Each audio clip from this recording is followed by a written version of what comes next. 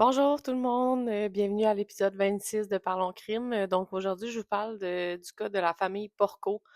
Il y a des détails qui portent à confusion. Est-ce que le coupable est vraiment coupable ou non?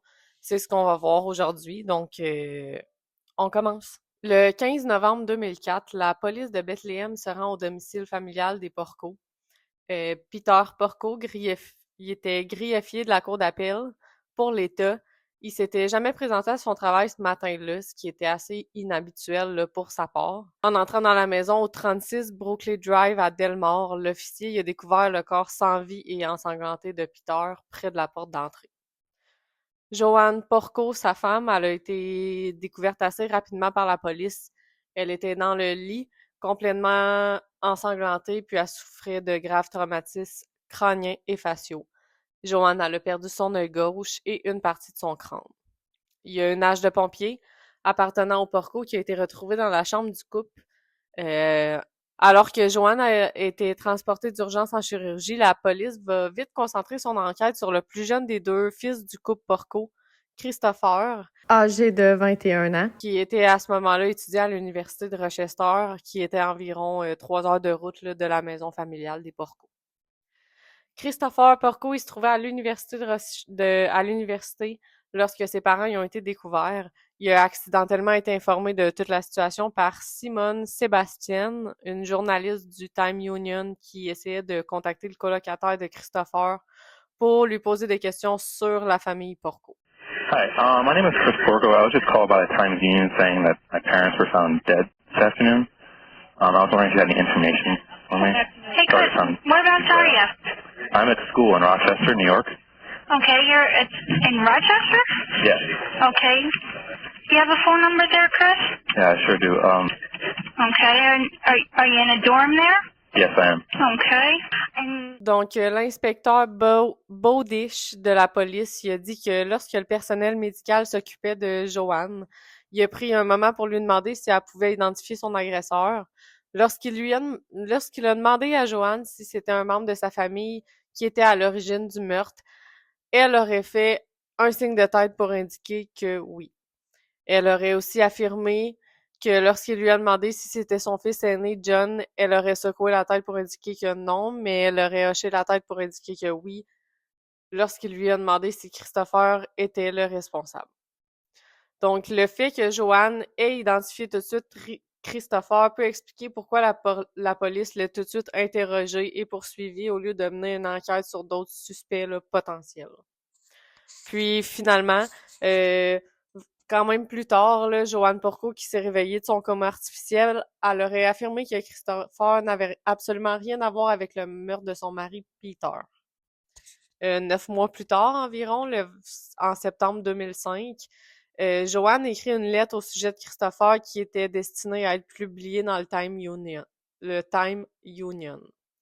Elle dit, et je cite, « J'implore la police de Bethléem et le bureau du procureur de laisser mon fils tranquille et de rechercher le ou les véritables assassins de Peter afin qu'il puisse reposer en paix et que mes fils et moi puissions vivre en sécurité. » Les médias y ont rapidement révélé qu'il y avait des tensions financières qui existaient entre Christopher Porco et ses parents avant le meurtre. Il y a une série de courriels qui a été diffusée dans la presse qui témoignent du désaccord concernant les prêts contractés par Christopher pour payer ses frais de scolarité à l'université, puis pour financer la nouvelle voiture qu'il venait de s'acheter, c'était une Jeep Wrangler jaune.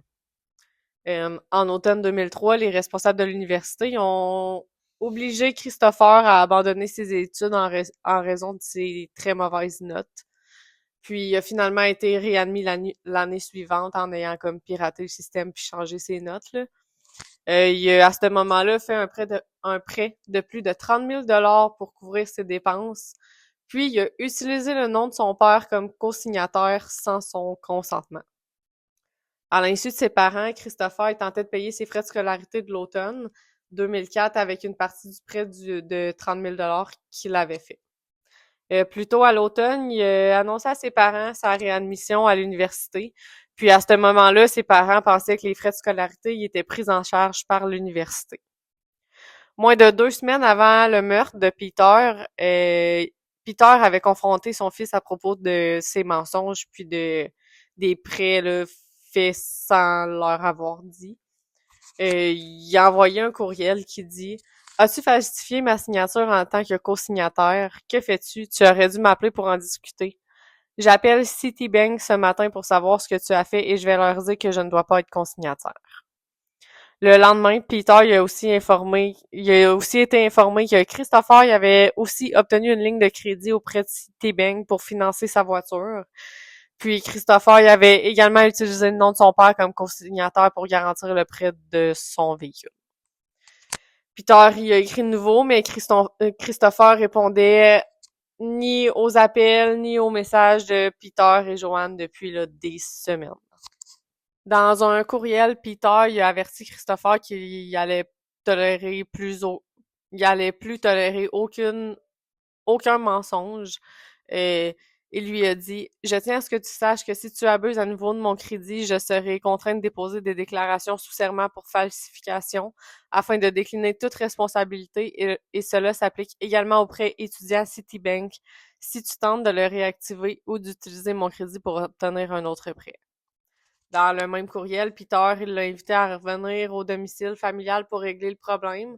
Il a fini son message en disant « Nous sommes peut-être déçus de toi, mais ta mère et moi t'aimons toujours et nous nous soucions de ton avenir. » Christopher Porco il va déclarer aux enquêteurs que dans la nuit du 14 novembre 2004, il s'était retiré de la salle commune d'une résidence universitaire pour dormir, puis il s'était réveillé là, le lendemain matin. Les enquêteurs de la police et le procureur David Sowell, ils étaient convaincus qu'il avait plutôt conduit le 3 heures de route jusqu'à Albany aux premières heures du matin du 15 novembre pour assassiner ses parents. Il y a Marshall Gauquier, un voisin du 53 Brooklyn Drive, qui a déclaré aux enquêteurs que peu après le meurtre, il avait aperçu une Jeep Wrangler jaune dans l'allée des Portos le 15 novembre avant 4 heures du matin. Les enquêteurs ils ont également contacté 2 agents de péage de l'autoroute de l'État de New York qui ont déclaré qu'ils se souvenaient d'avoir vu des Wranglers qui correspondaient à la description là, qu'ils avaient reçue des enquêteurs. John Fallon, c'est un des agents de péage, il a raconté qu'il avait vu une Wrangler jaune à gros pneus vers 22h45 le 14 novembre. Puis il y a Karen Russell aussi qui percevait les péages à la sortie 24 d'Albany, qui a déclaré aux enquêteurs qu'elle avait repéré une Jeep Wrangler jaune peu avant 2h du matin le 15 novembre. Elle l'avait remarqué en raison de sa vitesse excessive à l'approche du péage. Puis, il y a 4 caméras de sécurité installées à l'université qui ont filmé une Jeep Wrangler jaune correspondant au véhicule de Christopher qui quittait le campus à 22h30 le 14 novembre et qui y retournait à 8h30 le 15 novembre. Tu sais, je veux dire, une Jeep Wrangler jaune, c'est pas une voiture qu'on voit beaucoup, je crois, là. Donc, c'est comme facile de reconnaître cette voiture-là parmi toutes les autres, là. Donc, voici ce qui se serait passé le 15 novembre 2004. Tôt le matin du 15 novembre, Christopher Porco il a désactivé l'alarme de ses parents, il a coupé leur ligne téléphonique, puis il s'est infiltré dans leur maison pendant qu'ils dormaient. Il est entré dans leur chambre, puis il a commencé à leur donner des coups de hache sur la tête, là, la hache de pompier que je vous ai souligné au début. Il est ensuite monté dans sa Jeep, puis il est retourné là, à l'université comme si rien ne s'était passé. Donc, j'ai fouillé un peu, puis selon le dossier médico-légal, après avoir reçu 16 coups de hache, puis il y avait aussi une partie de sa mâchoire manquante, Peter Porco s'est levé, il s'est ensuite habillé, il s'est dirigé vers le lavabo de la salle de bain, il a essayé de remplir le lave-vaisselle, il a préparé son déjeuner, puis il avait même signé un chèque pour payer une contravention de stationnement de Christopher. Ensuite de ça, il est sorti chercher le journal, il s'est rendu compte qu'il s'était enfermé dehors, puis il a quand même eu la présence d'esprit d'ouvrir la porte avec un double de clé là, qui était caché, avant de s'effondrer et de mourir dans le hall d'entrée. J'ai trouvé ça quand même très impressionnant là, après avoir reçu 16 coups de hache dans le visage. J'ai allé faire un peu de recherche, voir comment ça se fait que il ait tout fait ça après, puis tu sais, qu'il ait pas paniqué, que ça soit juste... En tout cas, je vous explique un petit peu. Donc, en fait, là, quand Peter il a reçu 16 coups de hache, la majorité des lésions se trouvaient au niveau du crâne puis du visage, donc surtout dans les zones frontales, temporales puis orbitaires. Malgré ça, il y a certaines zones motrices de base du cerveau qui sont restées fonctionnelles pendant un court laps de temps. Donc, certaines zones de son cerveau, celles qui contrôlent les mouvements automatiques, n'étaient pas complètement détruites. Les médecins légistes estiment que Peter il aurait survécu 10 à 15 minutes après l'attaque, peut-être un petit peu plus, mais c'est pas sûr du tout, là.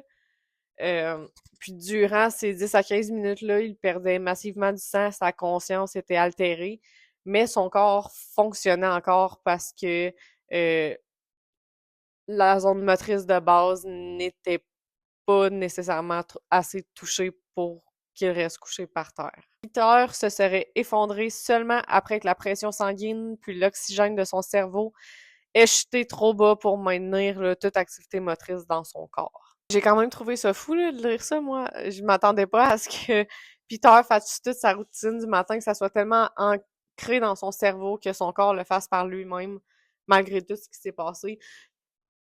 Puis que personne l'ait vu dehors, tu sais, il a quand même été chercher le journal dehors, il s'est embarré dehors, il a pris la clé puis il est rentré. Il y a personne qui a vu Peter dans le cours, personne, aucun témoin. C'est fou. Donc on va passer à la suite. Sinon, on pourrait y rester toute la journée à ce sujet-là. Donc la personnalité de Christopher elle a suscité aussi beaucoup d'intérêt. La police elle a affirmé que Christopher était un sociopathe qui a menti pour obtenir une voiture puis payer ses frais de scolarité. Michelle McKay, assistante juridique qui a travaillé avec Peter Porco, a déclaré qu'il avait décrit son plus jeune fils comme un sociopathe lors d'une conversation avec elle. Il y a plusieurs psychologues et professeurs de santé mentale de la région d'Albany qui ont déclaré au Time Union que le comportement de Christopher était celui d'un sociopathe. Ils ont notamment mis l'accent sur les messages Ils ont notamment mis l'accent sur ses mensonges récurrents pour convaincre ses proches qui étaient issus d'une famille riche et influente. Lors de l'enquête, les autorités ont établi qu'il y avait des antécédents de comportement antisocial, notamment le cambriolage du domicile de ses parents à Delmore. En 2005, il y a des enquêteurs de la police de Bethlehem qui se sont rendus à San Diego, en Californie, pour récupérer un ordinateur portable que Christopher Porco avait volé à ses parents le 21 juillet 2003 lors d'un cambriolage survenu alors qu'il revenait de l'université. Christopher y avait vendu l'ordinateur portable sur eBay. 8 mois plus tôt, le 28 novembre 2002, la police affirme que Christopher avait également organisé un cambriolage au domicile de ses parents au cours duquel il avait volé 2 autres ordinateurs. Une caméra déclarée manquante lors du cambriolage a été retrouvée dans le jardin des Porco. Lors de leur enquête, les procureurs ont découvert que Christopher se faisait passer pour un frère de Porco, envoyant des courriels aux clients délaissés expliquant que son frère était décédé puis qu'il était incapable de livrer les articles quand il les vendait sur eBay. Lors d'un voyage en Angleterre en mars 2004, Christopher a reçu un courriel provenant du compte de sa mère le réprimandant pour ses échecs scolaires. Dans le message, Joanne et Peter se plaignaient à Christopher. Il disait, et je cite, « Tu viens de partir et je n'en crois pas mes yeux quand je regarde ton bulletin de notes intermédiaire. Tu sais ce qu'on dit, 3 fautes et tu es viré. Explique-toi. » L'objet du courriel était intitulé « Échec, tu as récidivé. » Donc, quelques jours plus tard, Christopher a répondu à son père par courriel en accusant le bureau du registraire du collège communautaire. Il a écrit « Mais ils sont manifestement incorrects. Ma plus mauvaise note, quel que soit le sujet, était un B à un examen de physique. Ne tire pas de conclusion hâtive. Je vais bien. » C'est à ce moment-là qu'il a falsifié ses notes puis qu'il a été réadmis là, à l'université. L'avocat de la défense, Terence Kindlen, a souligné que la police de Bethlehem ne disposait d'aucune preuve matérielle reliant Christopher Porco à l'agression de ses parents. Aucune empreinte digitale n'a été relevée sur la hache d'incendie retrouvée sur les lieux du crime. Dans ses déclarations à la presse lors de la procédure pénale, Kindlen a laissé entendre que la police de Bethlehem avait fait de la culpabilité de Christopher Porco une certitude dès le début. Je suis d'accord aussi. Ça aurait pu être quelqu'un qui voulait juste faire un vol, quoi que ce soit. Tu sais, ses parents avaient quand même assez d'argent, mais bon, Mais ils ont tous mis les efforts sur Christopher dès le début, malgré le fait que depuis le début, sauf directement après l'attaque, sa mère clame son innocence. Puis elle clame son innocence tout au long du procès. Puis elle va jamais changer d'avis. Là. Pour elle, Christopher n'est pas l'attaquant qui était là ce soir-là. Laurie Schenk, co-avocate de Kindlen, a également soutenu que la police avait négligé la possibilité que la mort de Peter Porco soit le résultat de représailles contre son oncle, Frank Porco, un chef de la famille Bonanno à New York. La famille Bonanno, c'est l'une des 5 grandes familles mafieuses italo-américaines de New York qui sont parfois appelées là, les 5 familles. Donc, c'est les familles qui font partie comme de la mafia. Donc, ça aurait pu avoir un bon lien là, avec le crime qui a été commis. Frank Porco, il avait purgé 2 ans de prison pour un prêt usuraire puis de l'extorsion. La co-avocate, elle a noté que le surnom de Frank Porco parmi ses amis était le pompier, ce qui pourrait avoir un lien avec le type d'arme du crime qui a été retrouvé étant une hache d'incendie. Puis il avait également servi dans les pompiers dans la ville de New York. Mais là, le 2 août 2006, l'accusation elle a terminé sa plaidoirie contre Porco, puis la plaidoirie de la défense beaucoup plus brève a commencé. J'ai pas beaucoup de détails là-dessus, mais je sais que le matin du 10 août 2006, le jury a commencé ses délibérations. Puis, à 17h, Christopher Porco il a été reconnu coupable de meurtre au 2e degré et de tentative de meurtre. Le 12 décembre 2006, le juge Jeffrey Berry a condamné Christopher à une peine allant de 25 ans à la perpétuité pour chaque chef d'accusation, soit un minimum de 50 ans de prison. Le juge Berry y aurait déclaré « Je crains fort que ce qui s'est passé aux premières heures du matin le 15 novembre ne se reproduise. » Donc, Christopher, il a d'abord été incarcéré à la prison de Downstate, puis le 23 janvier 2007, il a été transféré à la prison de Clinton, dans le village de Dannemora, pour purger sa peine. Il a fait une entrevue il n'y a pas si longtemps. Si vous voulez aller l'écouter, je vais mettre le lien dans ma vidéo. Moi, je pense, tu sais, il y a beaucoup de preuves contre Christopher. Pas des preuves, mettons, physiques, là, mais des preuves avec les courriels, l'argent, les prêts, qu'il aurait pu faire ça pour l'argent. Mais en même temps, sa mère clame son innocence depuis le début, mais en même temps, je me dis, elle était endormie. Si elle a reçu un coup d'argent dans le visage, c'est sûr qu'elle n'a pas nécessairement pu voir, à moins qu'il ait tué le père en premier, tu sais, je le sais pas. Mais ça aurait aussi pu être Frank, l'oncle, pour se venger de ce qui s'est passé de sa peine de prison de 2 ans et tout. Mais ils ont pas voulu pousser plus loin, puis il a été reconnu coupable directement. Ce que je peux comprendre, parce que avec l'histoire qu'on a, c'est pas mal vers lui toute pointe, mais en même temps, il n'y a pas beaucoup d'autres recherches qui ont été faites. C'est ce qui conclut l'affaire. Il y a comme 2 choix possibles. Soit c'est Christopher qui a tué ses parents pour avoir l'assurance vie ou pour plus avoir de dettes. Ou soit c'est Frank, l'oncle, qui les a attaqués à la hache de pompier, ce qui ferait un sens aussi parce qu'il pourrait vouloir savoir, il pourrait se venger de ce qui est arrivé, mais bon, ça reste encore à prouver. Il pourrait vouloir se venger de ce qui s'est passé des 2 ans de prison qu'il a fait, mais ça reste à prouver. Puis les preuves penchent beaucoup plus vers Christopher dans un sens, avec tout ce qui s'est passé récemment avec l'argent de ses parents. Donc, d'après moi, c'est pour ça qu'il a été, c'est exactement pour ça qu'il a été inculpé. Il est toujours en prison aujourd'hui. Sa mère clame toujours son innocence. Son frère aussi. Puis, je pense pas qu'il va pouvoir sortir de sitôt avec toutes les preuves qu'ils ont contre lui. Donc, j'espère que vous avez aimé cette vidéo-là. Je vais sortir une vidéo Patreon pour l'Halloween, puis une vidéo bonus, ma vidéo bonus du mois. Puis pour les autres, on se voit la semaine prochaine. Merci, bye bye.